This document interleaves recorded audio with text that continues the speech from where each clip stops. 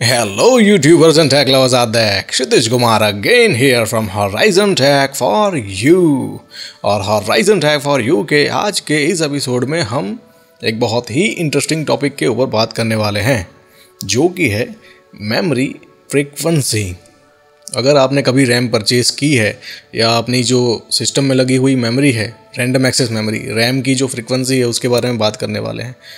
तो उस पर एक नंबर आपने देखा होगा जो कि होता है 1066 मेगाहर्ट्ज़ या 1333 मेगाहर्ट्ज़, 1600 मेगाहर्ट्ज़, 1866 मेगाहर्ट्ज़।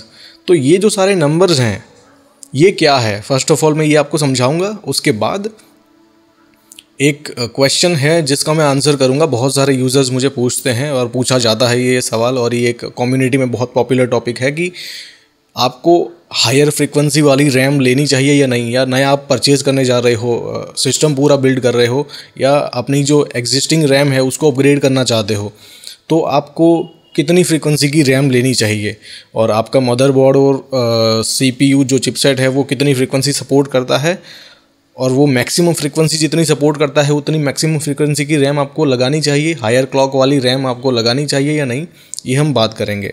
सबसे पहले समझते हैं कि ये मेगाहर्ट्ज़ और गीगाहर्ट्ज़ में जो रेटिंग्स या नंबर दिए जाते हैं वो क्या होते हैं।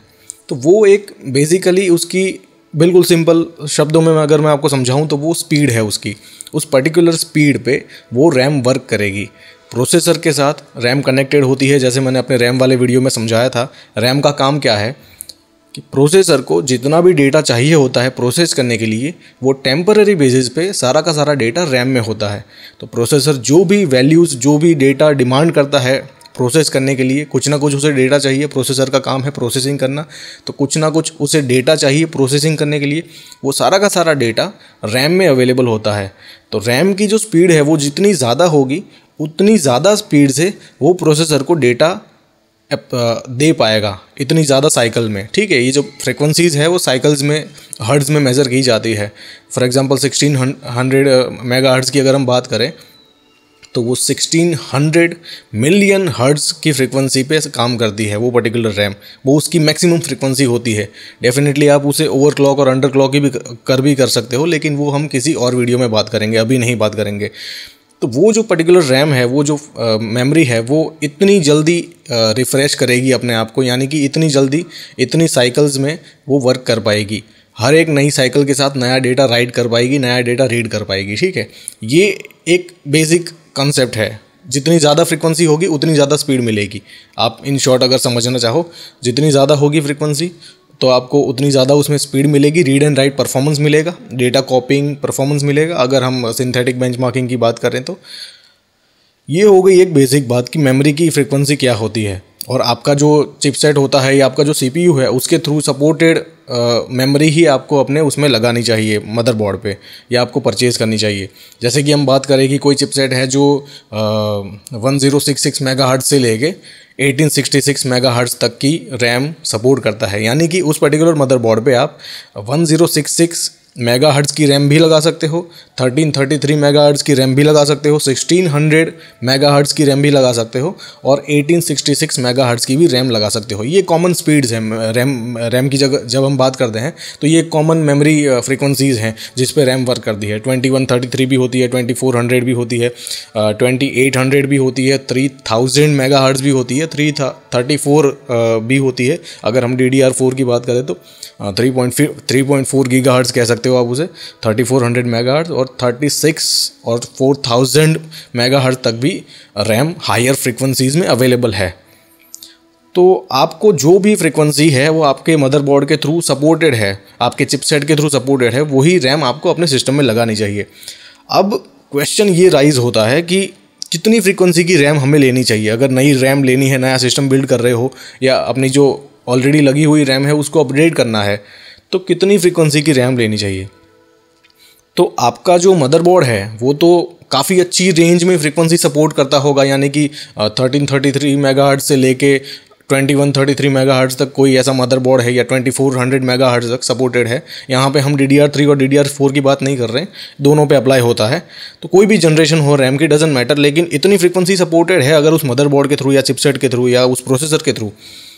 तो इसका मतलब ये नहीं है कि आपको हाईएस्ट ही लगानी चाहिए या लोवेस्ट ही लगानी चाहिए, ये डिपेंड करता है आपके वर्क फ्लो पे। ठीक है, बहुत सारे यूज़र्स मुझे पूछते हैं कि सर मुझे कौन सी फ्रीक्वेंसी की रैम लेनी चाहिए, सबसे हाई लूँ। उनका एक नॉर्मल यूज़र का एक जो बेसिक कॉन्सेप्ट होता है, जिनको इतना ज़्यादा आइडिया नहीं होता, उनको लगता है कि सबसे ज़्यादा फास्ट लूँगा तो मुझे सबसे अच्छा परफॉर्मेंस मिलेगा। इसका जो आंसर है वो ये है, इसका आंसर जैसे मैंने अपने रैम का जो मिसकंसेप्शन वाला वीडियो था उसमें जैसे मैंने बताया था एक मिथ वाले वीडियो में, इसका आंसर हाँ भी है और ना भी है। हायर फ्रीक्वेंसी की रैम किसको लगानी चाहिए? तो एक नॉर्मल ऐसा यूज़र जिसको सिर्फ डेली वर्कलोड जो होता है, बेसिक ब्राउजिंग कर रहा है, MS ऑफिस चला रहा है, गाने प्ले करता है, मूवीज़ देख रहा है, या मीडिया सेंटर PC है, या टेक्स्ट एडिटिंग टाइप का कोई वर्क कर रहा है, टेक्स्ट फॉर्मेट पे टाइपिंग वाइपिंग टाइप का वर्क है, तो ऐसे पर्टिकुलर यूज़र को रैम में ज़्यादा फ्रीक्वेंसी लेने से कोई भी एडवांटेज नहीं मिलेगा। ठीक है, ये गारंटी है मेरी, मैं ये सारे टेस्ट कर चुका हूँ, उसके बाद ही आपको बता रहा हूँ। तो ऐसे यूज़र को, जो बिल्कुल एक बेसिक यूज़र है, वो अगर 2133 मेगाहर्ट्ज़ की रैम लगा देता है तो उसको कोई एडवांटेज नहीं है, he is just wasting his money. ठीक है, तो ये सारी चीज़ें आपको समझनी पड़ेगी। ऐसा यूज़र है, बिल्कुल सिंपल आपका काम है, आप बिल्कुल नए कंप्यूटर यूज़र हो या नया कंप्यूटर बिल्ड करना चाहते हो और आपका जो टास्क है वो एक लिमिटेड है, आपने किड्स के लिए बना रहे हो या स्टडी पर्पज़ के लिए बना रहे हो, तो ऐसे कंप्यूटर में हायर फ्रीक्वेंसी की रैम लगा के आप अपने पैसे वेस्ट मत कीजिए, आपको वहाँ पे कोई भी परफॉर्मेंस इंप्रूवमेंट नहीं मिलेगा। ये भी एक मिथ है, बहुत सारे लोगों को लगता है कि ज़्यादा फ्रीक्वेंसी वाली रैम ज़्यादा फास्ट चलती है। डेफिनेटली ज़्यादा फास्ट वो चलती है, लेकिन अगर आपको ज़रूरत है तो आपको परफॉर्मेंस में इंप्रूवमेंट मिलेगा। वहाँ पे उस पर्टिकुलर सिनारियो में, उस वर्कलोड में हायर फ्रीक्वेंसीज़ की ज़रूरत है, तो डेफिनेटली वो जो हायर फ्रीक्वेंसीज़ वाली रैम है वो इसीलिए बनाई जाती है। लेकिन जहाँ पर ज़रूरत नहीं है वहाँ पर ज़्यादा रैम लगा देने से या ज़्यादा फ्रीक्वेंसी वाली रैम लगा देने से आपको कोई भी परफॉर्मेंस एनहांसमेंट नहीं मिलेगा। एक और बड़ी कैटेगरी है, एक और बड़ा मिथ है ये गेमर्स के अंदर, जो गेम्स प्ले करना पसंद करते हैं, प्रोफेशनल लेवल के गेमर्स हैं, हाई एंड गेमर्स हैं, उनके साथ भी ये एक बहुत बड़ा मिथ है। उनको ऐसा मिसगाइड किया जाता है। इवन ये जो रैम की जो कंपनीज होती है, उसकी जो मार्केटिंग टीम होती है, वो भी रैम को ऐसे मार्केट करती है कि specially design for high and gamers and Republic of gamers and ऐसे वर्ड्स और ऐसे टर्मिनोलॉजीज यूज़ करके आपको मिसगाइड करने की कोशिश करती है। तो ऐसे हायर फ्रीक्वेंसीज वाली रैम लॉन्च करते हैं, तब वो specially for gamer, specially made for optimizing game performance and all that, ऐसे सारे वर्ड्स, भारी भारी वर्ड्स फेंक के आपको कंफ्यूज किया जाता है। लेकिन ये एक बहुत बड़ा मिथ है। अगर आप गेमर हो तो भी आपको हायर फ्रीक्वेंसीज वाली रैम लेके कोई परफॉर्मेंस नहीं मिलेगा। ठीक है, ये गारंटी है मेरी। बहुत सारी टेक्निकल साइट्स है, बहुत सारे ऐसे बड़े यूट्यूबर्स हैं जिन्होंने ये टेस्ट किया है। हालांकि मैं इतना गेम प्ले पसंद नहीं करता हूँ, गेम्स नहीं खेलता हूँ, लेकिन ये मेरी गारंटी है। मैंने बहुत सारी ऐसे साइट्स पे देखा है, हर एक गेम को उन्होंने टेस्ट किया है हायर फ्रीक्वेंसी पे, लोअर फ्रीक्वेंसी से स्टार्ट करके हायर फ्रीक्वेंसी पे। तो गेम में कोई इतना ज़्यादा बूस्ट नहीं मिलता, 2-3 फ्रेम्स, 4 फ्रेम्स, 5 फ्रेम्स आपको हाई मिलेंगे। फ्रेम रेट जो होता है गेम में, वो भी उसका एडवांटेज भी आपको तब मिलेगा जब आपके पास उस हायर रिफ्रेश रेट वाला मॉनिटर है। अगर जैसे हम बात करें, आप 60 हर्ट्ज़ का मॉनिटर चला रहे हो, TN पैनल 60 हर्ट्ज़ वाला, और आप 144 हर्ट्ज़ अगर हायर फ्रीक्वेंसी लगाने से वो जो पर्टिकुलर गेम है वो ज़्यादा फ्रीक्वेंसी देता है, परफॉर्मेंस मिलता है अगर गेम में, तो भी आपके किसी काम का नहीं है, क्योंकि आपके पास वो मॉनिटर ही नहीं है। तो ऐसा फर्स्ट ऑफ ऑल तो आपके पास मॉनिटर होना चाहिए हायर फ्रेम रेट्स वाला, तभी आपको ये सारी चीज़ समझ में आएगी। तो गेम्स में भी इसका कोई इंप्रूवमेंट नहीं मिलता। इन शॉर्ट अगर मैं कहूँ तो हायर बिल्कुल 800 मेगाहर्ट्ज़ की रैम से लेके मैंने 2400 या 2800 मेगाहर्ट्ज़ तक के रैम के सारे मैंने बेंचमार्किंग्स देखे हैं। उनमें हार्डली 2 या 3 या 4 फ्रेम्स पर, एवरेज फ्रेम्स पर सेकंड मोर ज़्यादा मिलता है। तो 3-4 फ्रेम्स पर सेकंड तो डिफरेंस आप नोटिस भी नहीं करोगे, और इवन करते भी हो तो सिर्फ 3-4 फ्रेम्स के लिए हाई प्राइस पे करना मुझे वर्थ इट नहीं लगता। ठीक है, तो ये गेम्स की हो गई बात, गेमर्स कैटेगरी की, उनको भी कोई परफॉर्मेंस इंप्रूवमेंट नहीं मिलेगा। तो हायर फ्रीक्वेंसी से अब क्वेश्चन ये राइज होता है कि किसको परफॉर्मेंस मिलेगा, हायर फ्रीक्वेंसीज वाली रैम होती किसके लिए है? तो 3 कैटेगरी के लिए, ये मेरा फाइनल आंसर है। जैसे मैंने पहले बता दिया, नॉर्मल यूज़र को, बेसिक यूज़र को, नॉर्मल टेक्स्ट एडिटिंग वर्क करने वाले को, इवन गेमर्स को भी इसमें कोई एडवांटेज नहीं मिलेगा। आपको हायर फ्रीक्वेंसी वाली रैम नहीं लगानी चाहिए। उससे अच्छा मैं आपको रेकमेंड ये करूँगा कि आपको जो मनी है वो अच्छी क्वालिटी की SSDs, ठीक है, आपकी जो बड़ी बड़ी गेम्स होती हैं वो आपको SSDs पे स्टोर करनी चाहिए, SSD पे इंस्टॉल करनी चाहिए ताकि आपको फास्ट लोडिंग टाइम मिले। और GPU पे गेम्स जो रिलेटेड है टोटली GPU पे, तो आपको बेटर GPU लगाना चाहिए। आप जो पर्टिकुलर GPU लगाने की सोच रहे हो, अगर परचेज करना चाहते हो, तो गेम में थोड़े से जो रैम के जो पैसे हैं जो बचेंगे, अगर लोअर फ्रिक्वेंसी वाली रैम ले लोगे तो जो पैसे बचेंगे वो आपको GPU में इन्वेस्ट करने चाहिए और बेटर GPU लेना चाहिए। जो लेने की सोच रहे हो उससे थोड़ा सा एक एडवांस, यानी कि 960 लेने की सोच रहे हो तो 970 लेना चाहिए, 980 लेना चाहिए। यानी कि वो जो मनी है, इन शॉर्ट आपको GPU साइड इन्वेस्ट करनी चाहिए, बेटर CPU लेना चाहिए। और भी बहुत सारे कंप्यूटर में कंपोनेंट्स होते हैं जिनको आप इंप्रूव कर सकते हो, यानी कि बेटर पावर सप्लाई लेना चाहिए। अब GPU ले रहे हो अच्छा, तो उसका पावर सप्लाई भी, उसको अच्छा पावर रिक्वायरमेंट होगी उसकी, तो वो लेना चाहिए। बेटर CPU लगाना चाहिए, बॉटलनेक नहीं करना चाहिए कि बहुत अच्छा GPU ले लिया और CPU छोटा सा ले लिया। तो ये सारी चीज़ें आपको समझनी पड़ेगी। लेकिन इन शॉर्ट आपको गेम्स वालों को और जो नॉर्मल ये बेसिक कंप्यूटर्स वाले हैं उनको हायर फ्रीक्वेंसी की रैम से कोई परफॉर्मेंस इंप्रूवमेंट नहीं मिलेगा, आपको पता भी नहीं चलेगा, नोटिस भी नहीं करोगे। आप लगाना चाहते हैं, मैं तो आपको मना कर रहा हूँ, ये मेरा रेकमेंडेशन है, लेकिन फिर भी अगर आप चेक करना चाहते हैं तो लगा के देख लीजिए। मैं पर्सनली ये कर चुका हूँ, मेरे पास 2133 मेगाहर्ट्ज़ की रैम है। तो नॉर्मल टास्किंग में, नॉर्मल जो वर्कलोड होता है, जब मूवीज़ देखते हैं हम, ये सब करते हैं, नॉर्मल ब्राउजिंग, उसमें कोई फ़र्क नहीं पड़ता, कोई परफॉर्मेंस इन्हांसमेंट नहीं मिलता, ठीक है। लेकिन अब बात करते हैं कि किसको परफॉर्मेंस में इंप्रूवमेंट मिल सकता है। अगर हायर साइज़ वाली रैम अगर वो लेता है कोई ऐसा यूज़र, तो कैसे, ऐसे कौन से यूज़र्स हैं जिनको परफॉर्मेंस में बूस्ट मिलेगा।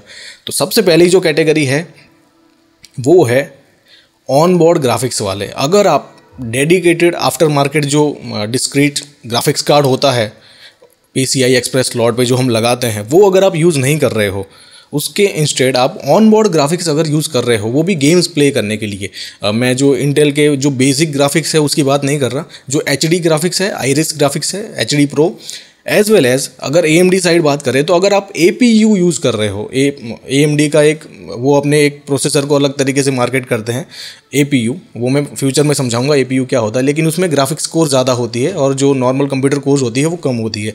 तो वो बेसिकली ग्राफिक्स के लिए ही डिज़ाइन किया जाता है, गेम्स प्ले करने के लिए। तो जैसे आप को APU लगाते हो सिस्टम में, 10 कोर वाला, 8 कोर वाला APU लगाते हो, ठीक है, या फिर इंटेल साइड की बात करें तो HD ग्राफिक्स यूज़ करते हो, ऑन बोर्ड ग्राफिक्स, यानी कि आफ्टर मार्केट ग्राफिक्स कार्ड नहीं लेने वाले, आपका ये प्लान है, तो आपको ज़्यादा फ्रिक्वेंसी वाली रैम लेने से डेफिनेटली एडवांटेज होगा। क्योंकि इन दैट केस आपकी ये जो नॉर्मल रैम है वो आपकी VRAM होने वाली है। जो वीडियो रैम, जो ग्राफिक्स कार्ड होता है उसके साथ एक GPU होता है, उसके साथ एक उसकी डेडिकेटेड रैम होती है जिसे हम कहते हैं VRAM। VRAM means not virtual RAM, VRAM video RAM, ठीक है। तो इस पर्टिकुलर सिनारियो में आप ग्राफिक्स कार्ड नहीं लगाने वाले, आपका CPU ही आपका GPU है, ऑन बोर्ड ग्राफिक्स यूज़ कर रहे हो तो आपका CPU भी है और GPU भी है, तो उसके साथ लगी हुई जो सिस्टम मेमोरी है वो आपकी VRAM हो जाएगी। तो इन दैट केस आपको परफॉर्मेंस में इंप्रूवमेंट मिलेगा अगर आप गेमर हो और इस कैटेगरी में हो। वैसे मुझे नहीं लगता कि जो गेमर्स होते हैं वो ऑन बोर्ड GPU इतना यूज़ करते हैं, ऑन बोर्ड ग्राफिक्स या APU के साथ जाते हैं। बहुत सारे AMD साइड के जो बजट यूजर्स होते हैं वो ऐसा करते हैं, लेकिन अगर आप गेमर हो तो डेफिनेटली आपके पास after market dedicated graphics card होगा, ठीक है, एनवीडिया का या AMD का, डजंट मैटर। लेकिन अगर आप ऑन बोर्ड ग्राफिक्स यूज़ करना चाहते हो इन एनी केस, ठीक है, आप नॉर्मल फोटोशॉप एडिटिंग कर रहे हो या कुछ भी कर रहे हो, ऑन बोर्ड ग्राफिक्स यूज़ कर रहे हो, तो इन दैट केस आपको ये हायर फ्रीक्वेंसीज में एडवांटेज मिलेगा, परफॉर्मेंस में बूस्ट मिलेगा। वो आप जब वर्क करोगे, रेंडरिंग करोगे, तब आप फील करोगे अगर फोटोशॉप की बात करें। और अगर आप गेम प्ले करोगे ऑन बोर्ड GPU से तो आपको हायर फ्रेम रेट्स मिलेंगे, क्योंकि इन दैट केस जैसे मैंने कहा वो रैम ही आपकी VRAM है, तो उसका हाई फ्रिक्वेंसी होना बहुत ज़रूरी है। अगर हम GPU की बात करें, जैसे GPU में जो अगर आपने स्पेसिफिकेशन में कभी पढ़ा होगा तो उसकी जो VRAM है उसकी फ्रीक्वेंसी भी, मेमोरी की फ्रीक्वेंसी भी कहीं ना कहीं लिस्टेड होती है। तो वो आप देखोगे बहुत हाई होती है, 4 GHz, 5 GHz, 8 GHz, 10 GHz, 12 GHz, तो वो GHz में होती है, मतलब 12,000 MHz, ठीक है। तो VRAM है, वीडियो रैम है, वहाँ पे वीडियो बहुत लार्ज अमाउंट में डेटा प्रोसेसिंग होने वाला है जो रैम में स्टोर होगा, तो उसको हायर बैंडविड्थ की ज़रूरत होती है। तो इन दैट केस अगर आप ऐसी सिनारियो में है, ऐसी एप्लीकेशन में हो, तो ऐसी सिचुएशन के लिए हायर फ्रीक्वेंसीज वाली रैम डेफिनेटली बेनिफिट में है और आपको डेफिनेटली हायर फ्रीक्वेंसी वाली रैम लगानी चाहिए अगर ऑन बोर्ड ग्राफिक्स यूज़ करना है। तो dedicated graphics, after market graphics card use करना है तो बिल्कुल भी नहीं, नॉर्मल फ्रीक्वेंसी पे 1333 या 1600 भी लगा लेंगे, मोर देन इनफ है। अब बात करते हैं कि और कौन से ऐसे यूज़र हैं जिनको हायर फ्रिक्वेंसीज वाली रैम से बेनिफिट हो सकता है। तो है रेंडरिंग वाले। अगर आप वीडियो एडिटर हो, 3D एनिमेशन कर रहे हो या कुछ भी रेंडरिंग से रिलेटेड, जहाँ पे फाइनल प्रोडक्ट आपका वीडियो होने वाला है, ऐसा कोई भी काम, ठीक है, यहाँ पे मैं सारे के सारे मेंशन नहीं करूँगा, वीडियो एडिटिंग, 3D एनिमेशन, माया, जो भी करते हो जिसमें आपका फाइनल प्रोडक्ट जो आउटपुट प्रोडक्ट है वो वीडियो है, तो ऐसे केस में भी आपको हाई फ्रिक्वेंसी वाली रैम लगाने से डेफिनेटली फ़ायदा होगा। ठीक है, यहाँ पे भी एक पॉइंट है जो मैं डिस्कस करना चाहता हूँ। बहुत सारे ऐसे कंप्यूटर गीक्स हैं जिन्होंने ऐसा रिव्यू किया और कहा कि रेंडरिंग में भी हाई परफॉर्मेंस वाली, हाई फ्रिक्वेंसी वाली रैम से कोई फ़ायदा नहीं मिलता है, it is just a waste of money. लेकिन ऐसा नहीं है, उनको ये समझना पड़ेगा कि एट द सेम टाइम सिर्फ हाई फ्रिक्वेंसी वाली रैम लगाने से आपको रेंडरिंग टाइम में या परफॉर्मेंस में इंप्रूवमेंट नहीं मिलेगा। आपका CPU एज वेल एज आपकी जो स्क्रैच डिस्क है वो भी बहुत हाई होनी चाहिए, यानी कि आपने हाई एंड रेड कार्ड लगाया है, रेड 0 इंप्लीमेंट किया है, मैसिव रेड एरे बिल्ड किया है और आपका प्रोसेसर भी 8 to 10 कोर वाला है, तब आपको हाई फ्रिक्वेंसी वाली रैम लगाने से फ़ायदा मिलेगा। ठीक है, और हाई फ्रिक्वेंसी वाली अगर हम रैम की बात करें तो जो CPU की कोर्स है वो भी हाई होनी चाहिए। ऐसा कभी मत कीजिए कि बिल्कुल लो CPU लेके हाई फ्रिक्वेंसी वाली रैम लगा दीजिए, या बहुत अच्छा CPU लेके उसके साथ बिल्कुल लो फ्रिक्वेंसी वाली रैम लगा दीजिए, तो ये एक दूसरे के साथ कभी वर्क नहीं करेंगे। तो रेंडरिंग अगर आप कर रहे हो, आपका फाइनल प्रोडक्ट वीडियो है, ऐसा कुछ भी आप कर रहे हो, तो आपको हाई फ्रिक्वेंसी वाली रैम से डेफिनेटली फ़ायदा होगा। और अगर आप जो आपका जो प्रोडक्शन है यानी कि रिजोल्यूशन है वो 4K में है, तो डेफिनेटली 110% हाई फ्रिक्वेंसी वाली रैम आपके लिए ही है, ऐसे यूज़र्स के लिए ही बनाई गई है। ठीक है, अब तीसरी और फाइनल कैटेगरी, जो बहुत सारे कंप्यूटर गीक्स हैं उन्होंने अपने फ्रीक्वेंसी के उसमें मेंशन नहीं की है कि ऐसा कोई यूज़र जिसको एडवांटेज हो सकता है, जो मैं पर्टिकुलरली मेंशन करने वाला हूं। अगर आप रैम डिस्क जैसी कोई यूटिलिटी यूज़ करते हो, ठीक है, तो आपको हायर फ्रीक्वेंसी वाली रैम से बहुत ज़्यादा एडवांटेज मिलेगा, क्योंकि रैम डिस्क हम क्रिएट करते हैं स्क्रैच डिस्क बनाने के लिए, वहाँ पे data frequently read and right होता है, लार्ज अमाउंट में डेटा रीड एंड राइट होता है। तो सीक्वेंशियल रीड एंड राइट की जब हम बात करें, ये हायर फ्रिक्वेंसीज वाली रैम आपको कहाँ पर अपना परफॉर्मेंस दिखाएगी, जहाँ पर sequential data read and right होगा। अगर हम सिंथेटिक बेंचमार्किंग की बात करें तो जो लोअर फ्रिक्वेंसी वाली रैम है उसमें डेटा रीड एंड राइट का जो परफॉर्मेंस है, जो नंबर्स होते हैं वो कम होते हैं। लेकिन अगर हम हायर फ्रिक्वेंसीज वाली बात करें तो सिंथेटिक बेंचमार्क में वो अपना एक्चुअल परफॉर्मेंस दिखा रही है, क्योंकि वो इसीलिए डिज़ाइन की गई है। तो अगर आप रैम डिस्क यूज़ करने वाले हो तो भी आपको ये हायर फ्रीक्वेंसीज वाली रैम डेफिनेटली बेनिफिट है। ठीक है, तो समरी मैं बता देता हूँ कि बिल्कुल बेसिक यूज़र, गेमर, कोई एडवांटेज नहीं है हायर फ्रीक्वेंसी वाली रैम लगाने से। अगर गेमर है और ऑनबोर्ड APU या ऑनबोर्ड ग्राफिक्स यूज़ कर रहा है तो डेफिनेटली एडवांटेज है। रेंडरिंग से रिलेटेड जो वर्क है, कंप्रेशन यूटिलिटीज़ और ऐसा कुछ कंप्रेशन डीकम्प्रेशन में भी हायर फ्रीक्वेंसीज वाली रैम एडवांटेजियस है। As well as RAM disk type का कुछ आप यूटिलिटी यूज़ कर रहे हो और उस रैम डिस्क को आपने अपनी स्क्रैच डिस्क बनाया है, तो भी आपको हायर फ्रीक्वेंसीज वाली रैम से एडवांटेज मिलेगा। तो ये सारी चीज़ें हैं जो बहुत सारे यूज़र्स पिछले कुछ दिनों से मुझे पूछ रहे थे, उनको समझ में नहीं आ रही थी कि सर हम कौन सी फ्रीक्वेंसी ले, क्या ले, समझ नहीं आ रहा है। बहुत सारी फ्रीक्वेंसीज लिस्टेड होती है मदरबोर्ड के स्पेसिफिकेशन में, उसमें से हमें कौन सी लगानी चाहिए। तो ये इसीलिए मैंने ये पूरा वीडियो बनाया और डिटेल में आपको समझाया कि आपको क्या लगाना चाहिए, क्या नहीं लगाना चाहिए, तो आप कोई गलत डिसीजन ना लें और आपके पैसे वेस्ट ना हो जाए। ठीक है, तो जैसे मैंने कहा, बेसिक कैटेगरी वालों को वो पैसे सेव करके किसी और कंपोनेंट में इन्वेस्ट करने चाहिए, ताकि आपको और बेटर परफॉर्मेंस मिल पाए। जो आप रैम से लेना चाहते थे बेटर परफॉर्मेंस, वो आपको CPU या GPU के थ्रू मिल पाए या SSD के थ्रू मिल पाए। सो आई होप कि इस वीडियो में मैंने आपको जो भी समझाया आपको सब कुछ सही से समझ में आ गया होगा। लेकिन फिर भी अगर आपको इसमें कोई इश्यू है, मेरी किसी बात से आप सहमत नहीं हो, तो मुझे पूछिए, मुझे बताइए, मैं आपको उसका सेटिस्फाइंगली आंसर करने की पूरी कोशिश करूंगा। And I will definitely see you guys later in my next video. So till then take care guys, learn more and spread the knowledge. Thank you so much.